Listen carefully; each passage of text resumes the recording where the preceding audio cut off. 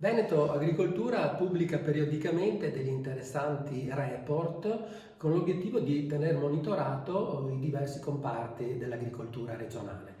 In questi ultimi giorni ne ha pubblicati due riguardanti il settore del florovivaismo. Il primo report fa il punto sulla situazione congiunturale del florovivaismo nel Veneto, mentre il secondo è dedicato al commercio con l'estero di fiori e piante, entrambi disponibili sul sito internet di Veneto Agricoltura.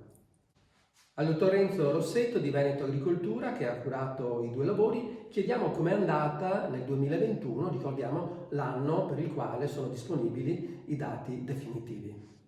Dal punto di vista strutturale, il 2021 per il comparto florovivaistico non ha avuto grosse variazioni rispetto al 2020.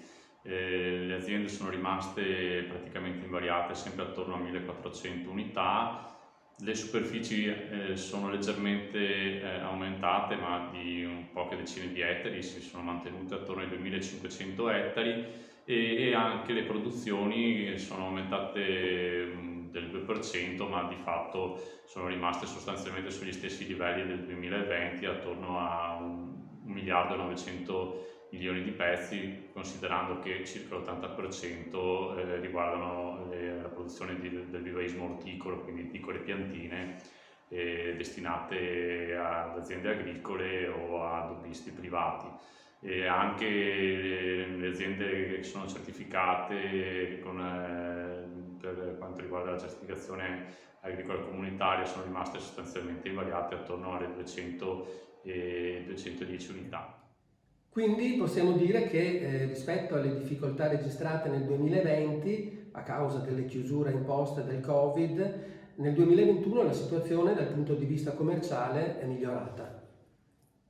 Esatto, quello che è cambiato e ci voleva poco rispetto al 2020 sono stati gli aspetti di mercato e dei valori generati dalla produzione agricola. Essenzialmente, considerando che nel 2021 non ci sono state chiusure imposte per il lockdown, le vendite hanno avuto un decorso sostanzialmente nella norma. In alcuni periodi dell'anno anzi si sono registrati delle mancanze di prodotto dovute magari a una minor produzione messa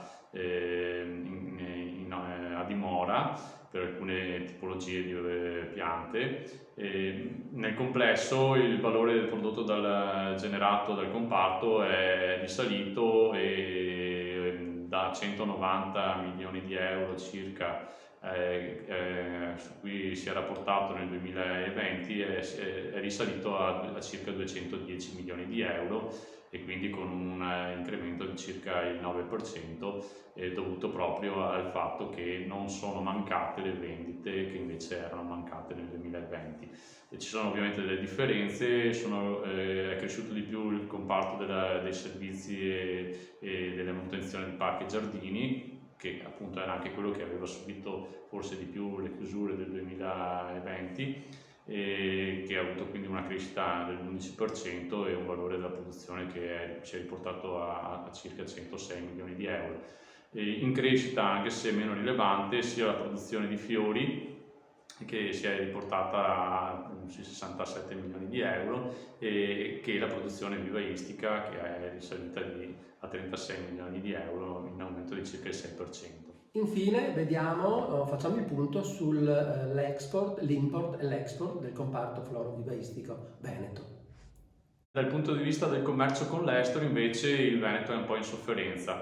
Nel 2021 a livello nazionale c'è stato un forte incremento delle esportazioni che per la prima volta hanno superato il miliardo di euro in valore e contestualmente c'è stata una riduzione delle importazioni almeno in quantità, mentre in valore hanno avuto un lieve incremento rispetto al 2020.